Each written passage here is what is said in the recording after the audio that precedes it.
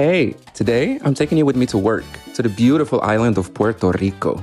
But before I get to enjoy this wonderful beach, I've got 3 flights to work and over 450 passengers to welcome. And also, let me show you why being a flight attendant is not always what you think. So today I have an early trip, and let me tell you something, I am not a morning person. And in mornings like this, I sometimes have to push myself off the bed just so I can wake up. But there is nothing a hot shower or a good skincare routine that cannot fix, right? Especially with my job, I'm always in the air, my skin gets dehydrated more than the average person. So taking extra care of myself and my skin is not just a matter of a choice anymore. So yeah, put on that salmon sperm, that goat milk, that donkey milk, anything that will work for you, honey. You will be serving some face. Taking care of yourself should have been always a priority. Hasn't the society pressured us to think otherwise?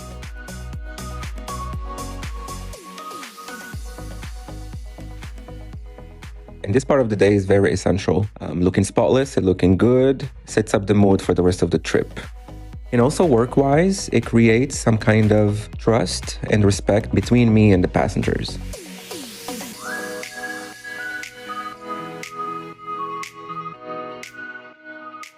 And right before I leave, I always have to double check that I have everything on me. Even though I checked several times before, but thanks to my ADHD, I learned that the hard way.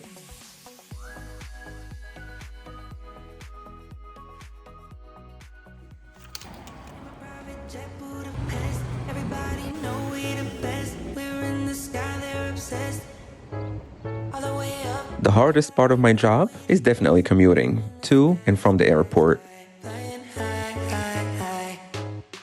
It takes about an hour and a half to get to the airport, and if there is any delays with the trains, that can turn easily to 2 hours or more. So that's 3 to 4 hours taken from your life just commuting to and from the airport. I know it's not what everybody expected to be the hardest thing in a flight attendant's job or lifestyle, but it's definitely mine.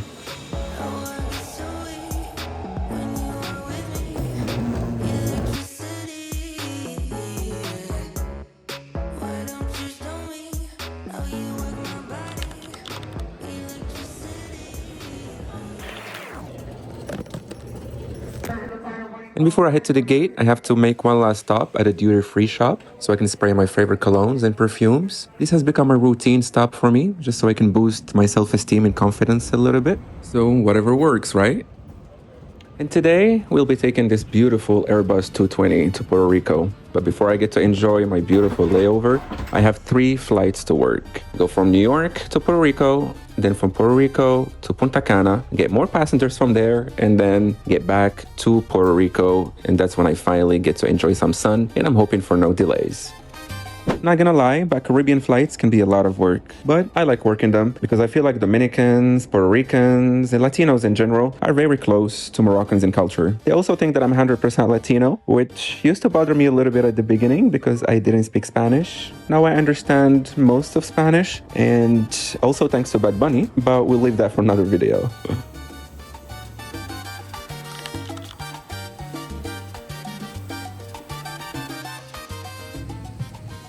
As much as I want to tell you about all the stories and anecdotes from my travels and trips, but one video would not fit at all, but I have a lot of those coming. But for now, I really just want to get to Puerto Rico, to my favorite beach, and this right here is what I've been waiting for.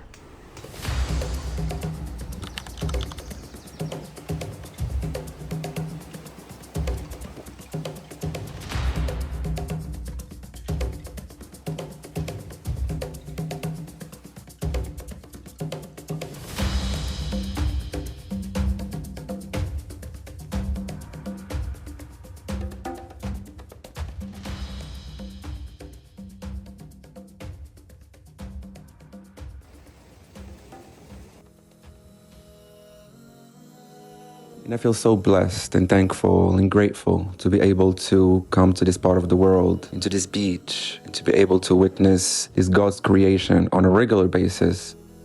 What was once just a very far dream for a little young boy from Morocco has become a reality.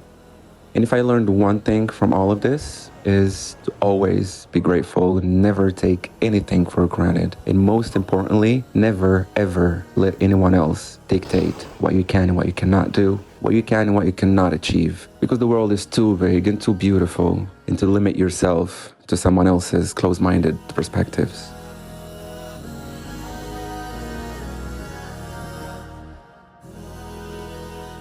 I love and cherish moments like this. This is where I feel the most in my element. This is what I feel like myself, the most comfortable. This is so peaceful.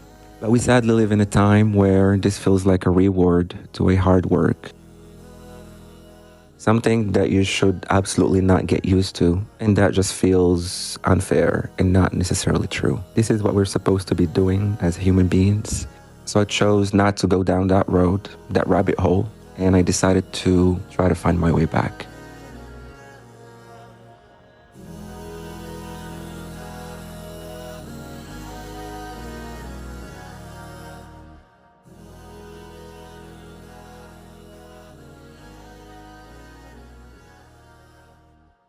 So yes, I highly recommend to everyone to get out there and reconnect with nature, feed your soul, and especially recharge those social batteries. But don't get too much into the moment so you don't lose your phone like I almost lost mine. And it was also about the right time to get back to the hotel and get enough rest for my next flight. And at least this time, I only have one flight back to New York, and that's a direct flight. So I can finally rest and unwind.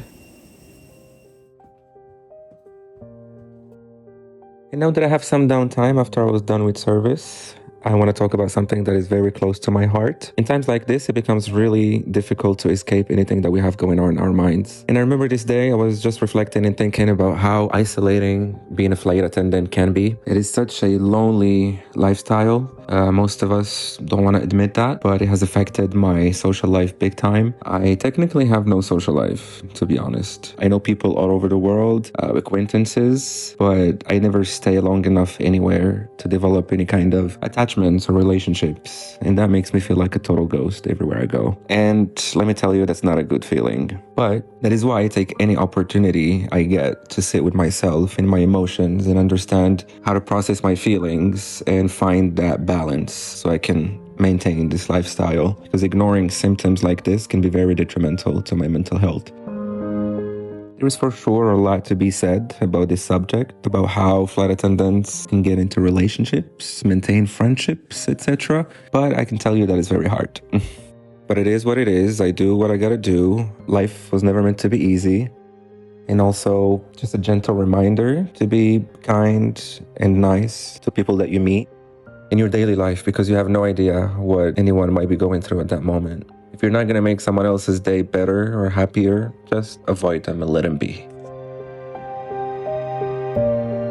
And that being said, getting off work always feels like a reward. And I can only think of one thing right now, which is a bed where I can just sleep and rest without having to think about literally anything anymore. I feel so socially drained that I feel like I might pass out right now. So yeah, if you want to know more stories and if you have any more questions about this lifestyle, there is a lot more coming. Don't forget to tag along and subscribe. I'll be more than happy to interact with everyone. See ya!